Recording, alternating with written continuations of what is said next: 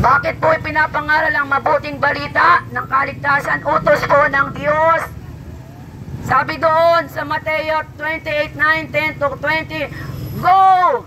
Kumayo kayo, mangaral kayo sa mga kalyes, sa palengke, sa mga establishmento, kung saan may tao, ibahagi nyo si Kristo, ibahagi nyo na si Kristo yung tagapagligtas, siya yung namatay sa cross, siya yung dapat natin kilalanin at sambahin, because Jesus is the Lord. Huwag kayong sasamba sa Diyos-Diyosan, huwag kayong hahalik, dahil ang Diyos ay Espiritu at katotohanan. Sa puso, buong puso nating sambahin ang Panginoon. Hindi sa mga bato. Sabi doon sa Exodus, huwag kayo sasamba sa bato na gawa ng tao. Yan ay business lamang. Pinagkakakitaan ang mga revolto na yan. Ang Diyos natin ay hindi bato. Ang Diyos natin ay Espiritu.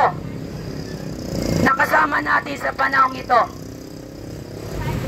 The Holy Spirit of God is within us. Sa mga taong manunumbalik sa Kanya, yung Espiritu ng Diyos ay mabubuhay.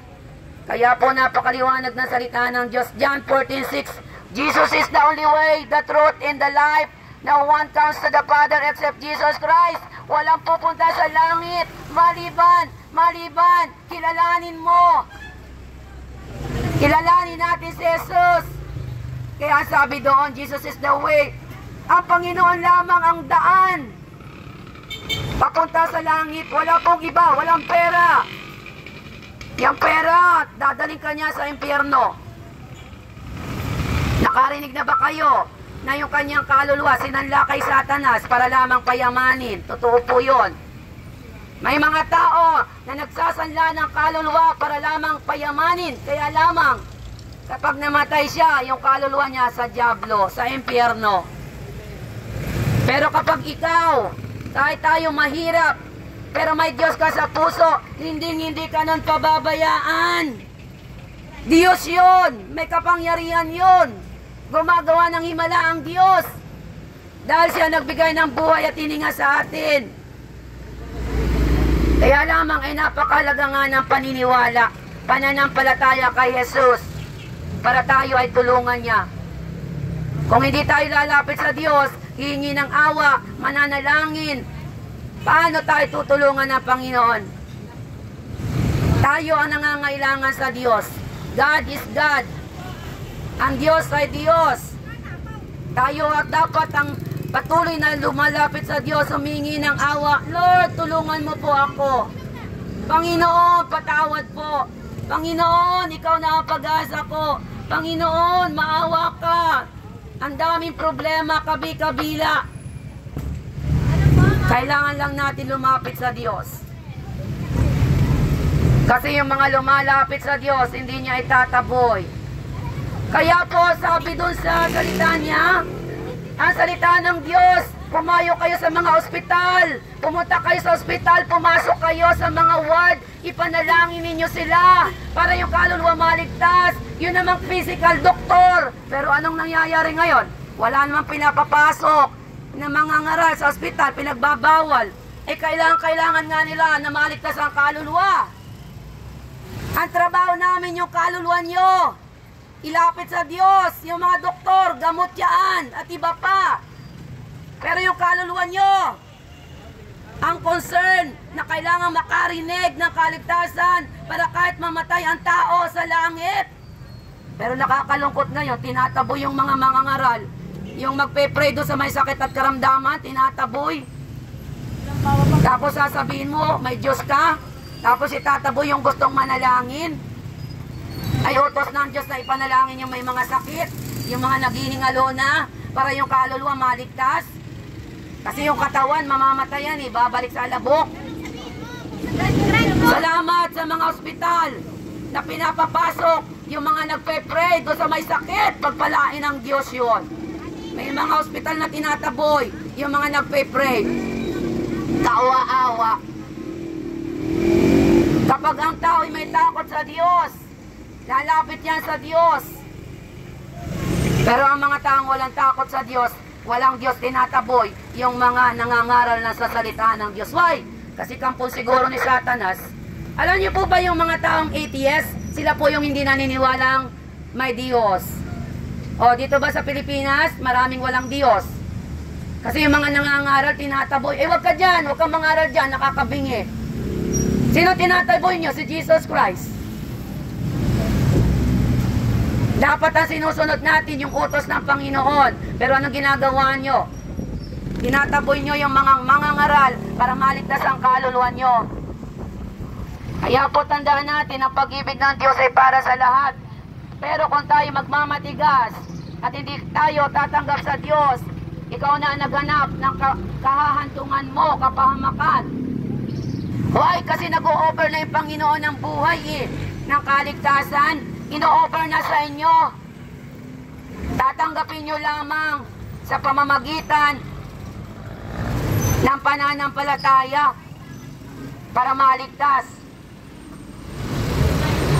Napakaliwanag po. At sabi doon, Jesus is the way, the truth.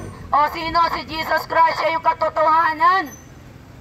Walang makakapunta sa langit maliban kilalanin mo siya. Ay paano pala yung yung mga taong hindi naniniwala kay Jesus Christ? Ay di kawawa. Ay sabi si Jesus Christ yung katotohanan. Sabihin yung katotohanan sa mga tao na tayo mangagsisi. Kasi pag hindi tayo nangagsisi, mapapahamak tayo.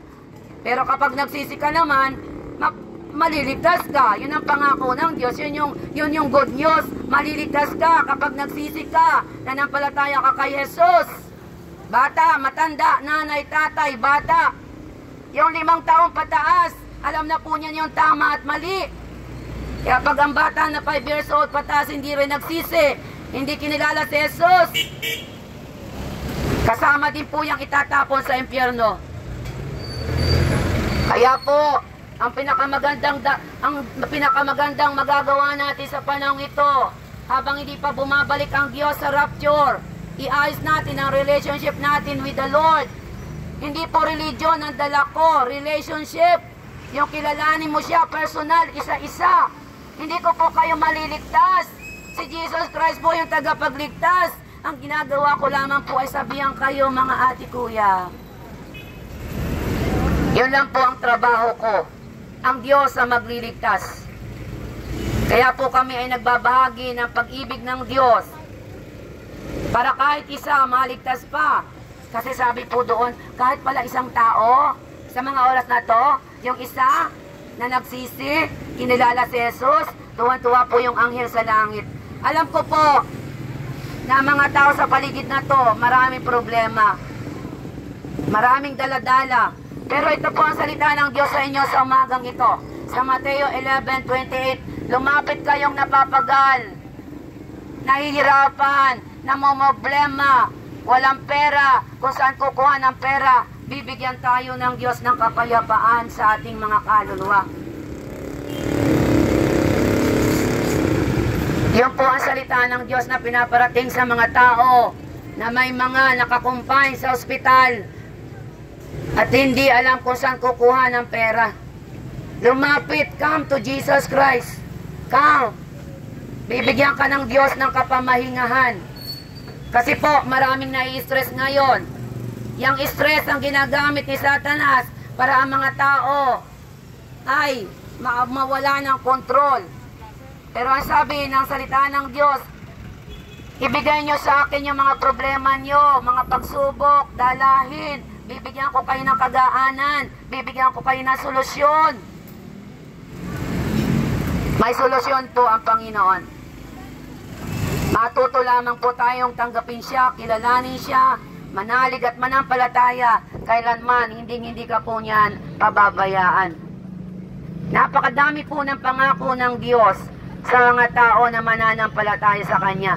Hindi niya pababayaan, hindi niya iiwanan. Iko-comfort ng Diyos. Bibigyan niya ng kagalingan sa kaluluwa. Hindi niya pababayaan. Poproteksyonan niya. Tutulungan niya. May pabor ang Diyos sa mga tao na sa Diyos umaasa. Kaya po yung mga tao po dyan na nakatayo, nababasa ng Diyos ang inyong mga puso. Kanya-kanya kayong problema. Lahat tayo may problema. Habang nasa lupa tayo may problema. Lahat ay may problema. Kaya lamang, kahit may problema tayo, kapag tayo may Diyos, mayroon tayong tatakbuhan, may iiyakan tayo, mahihingan tayo ng tulong dahil ang Diyos yung nagmamahal sa atin. Ang Diyos po ang nagmamahal, ha? Mahal na mahal po kayo ng Panginoon. Ang Diyos po ang nagmamahal.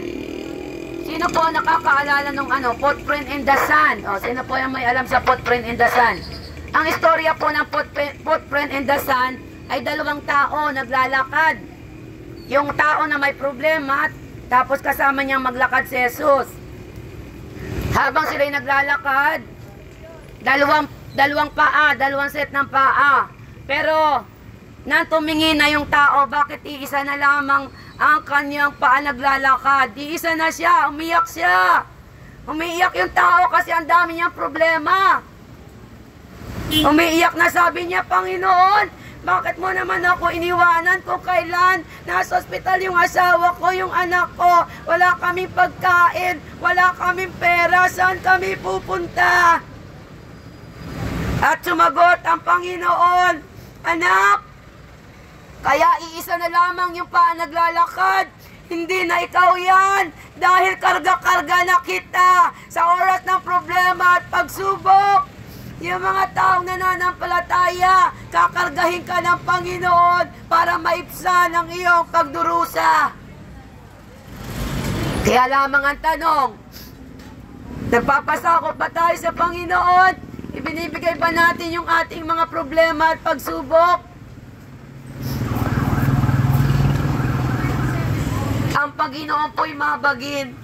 Kung ibibigay natin sa Kanya ang ating mga problema, hindi niya po tayo pabayaan. Dahil siya lamang po yung nagmamahal.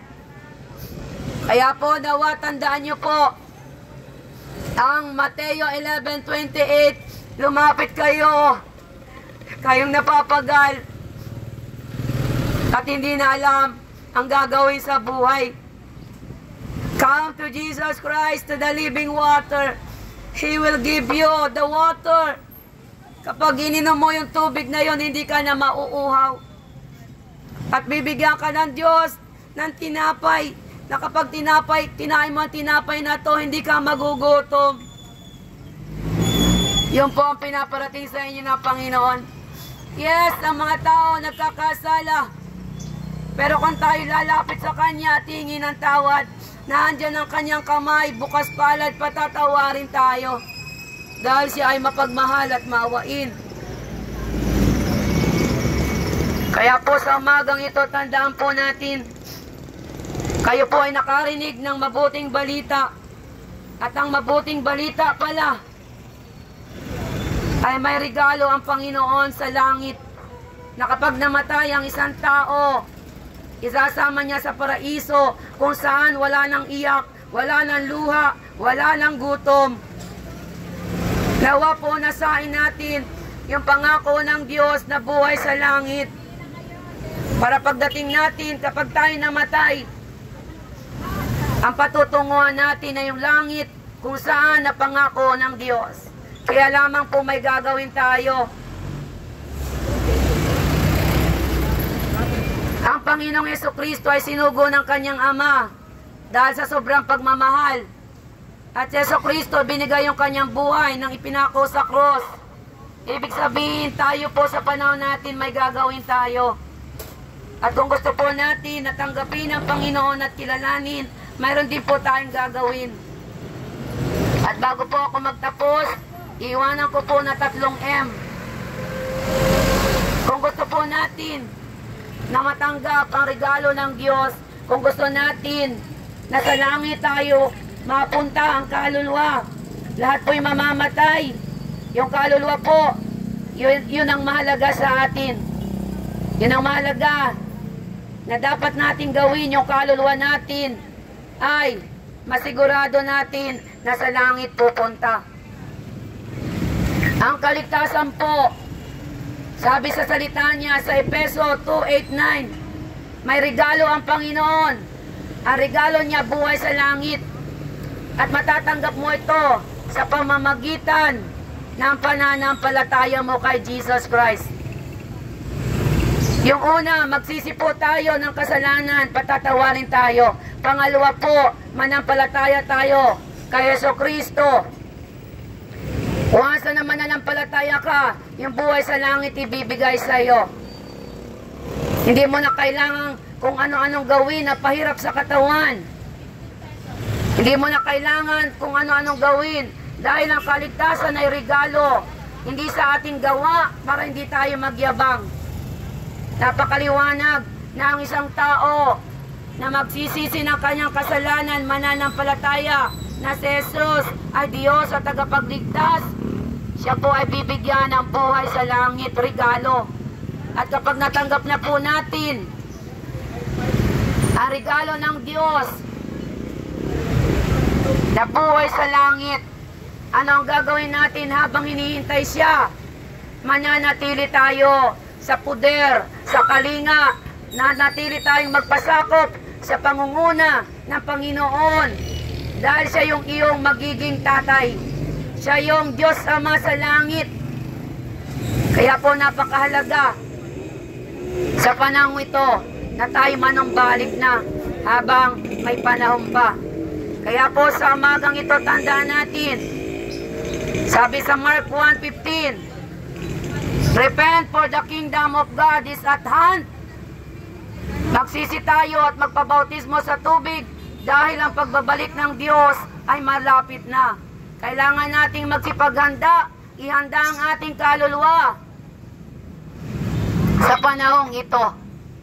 We are living in the last days. Kailangan mo si Jesus sa iyong buhay.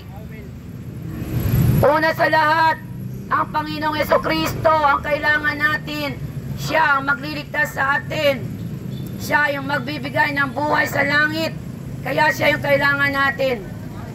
Kaya tandaan natin, gusto natin pumunta sa langit, magsisi, manampalataya at manatili sa kalinga ng Panginoon. Dahil kung wala kang Diyos sa puso, hindi mo siya tinanggap bilang Diyos at tagapagligtas, walang saysay ang iyong buhay. Dahil ang mga kayamanan mo, mawawala lahat yan. Subalit, kapag may Kristo ka, hindi ka pababayaan ng Diyos. Kaya po, tandaan natin.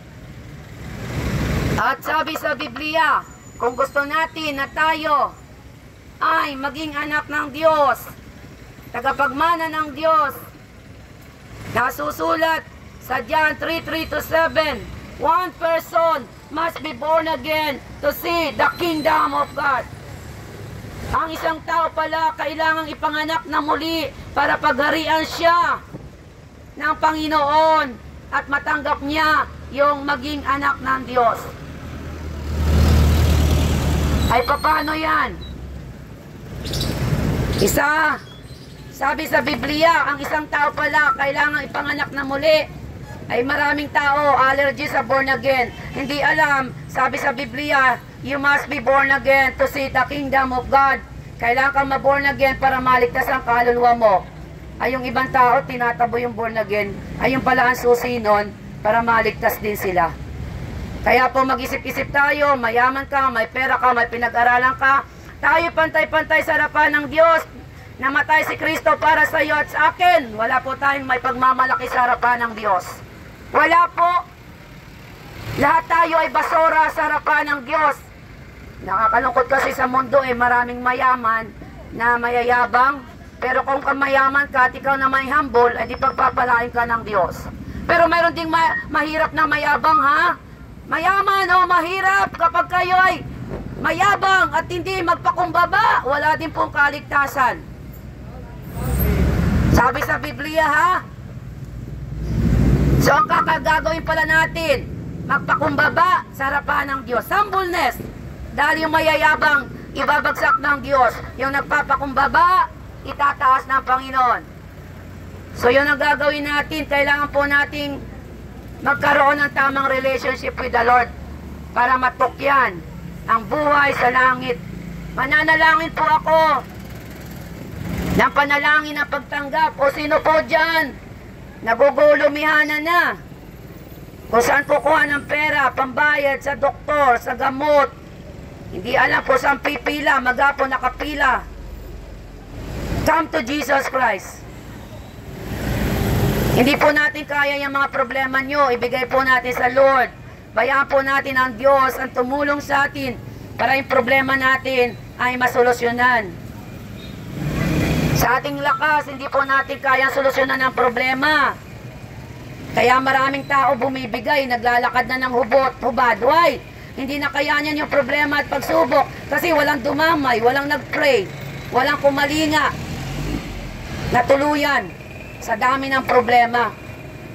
Kaya kailangan po natin ang Panginoon, mga ate, kuya. Sa panahon natin ngayon, dami ng may cancer, may leukemia, kung ano-ano, dami na mamatay, daming may sakit, dami kung saan-saan. Ang dami pong nagpapapray. Pag-pray mo kami, ipag-pray mo kami, uoperahan sa puso, uoperahan sa ganare, uoperahan, kailangan ng pera, kailangan ng thousand pera. Kaya po ang Diyos ang kailangan natin. Ang Diyos ang kailangan natin sa panahong ito. Walang iba. Walang iba. Ang Panginoon, ang pag-asa natin. Ibigay natin sa Diyos ang ating pag-asa para tayo ay makasumpong ng kapayapaan ng kaluluwa. Mananalangin po ako. Kayo po dyan ang mga puro problematic na. Manalangin po tayo para maibsan ang inyong dinadaanan na problema at pagsubok. Ang Diyos ang nagbibigay ng kaginawahan dahil may kapangyarihan siya. Mananalangin po ako ng pagtanggap sa Lord at yung gusto pong manalangin, taos po sa puso para po ikaw ay damayan ng Diyos.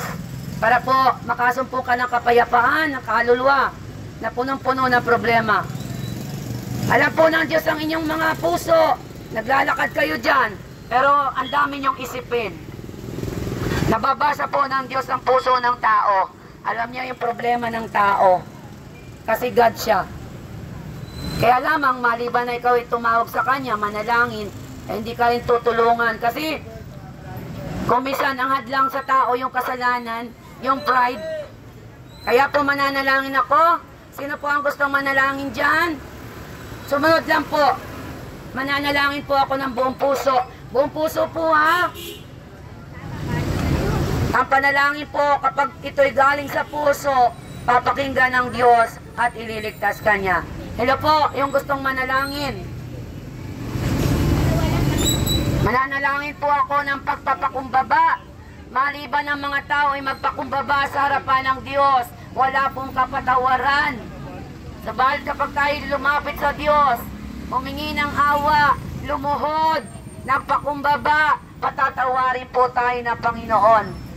Nananawagan po ang salita ng Diyos sa mga tao na puro problema ang dinadaanan. Ito yung panahon, kailangan mo ang Panginoon sa iyong buhay. Lumapit po tayo para maibsan ang mga dinadaanan nating kabigatan. Mananalangin po ako at kung sino po dyan na gustong manalangin para ikaw po ay kawaan ng Diyos, malaya po. Sabay-sabay po tayo para tayo pakinggan ng Diyos ang panalangin at tayo Kanyang isalba. Ama namin sa langit, maraming salamat po sa umagang ito. Ako po ay lumalapit, nagpapakumbaba, hindi ko po kaya iligtas ang aking kaluluwa.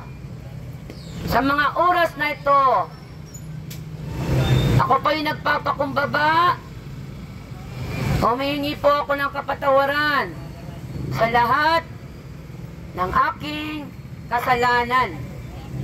Sa puso, sa isip, sa salita, at sa gawa. Linisin mo po ang aking puso ng iyong banal na dugo. At sa oras na ito, Panginoong Yesus, nananampalataya po ako na matay ka sa krus para sa akin.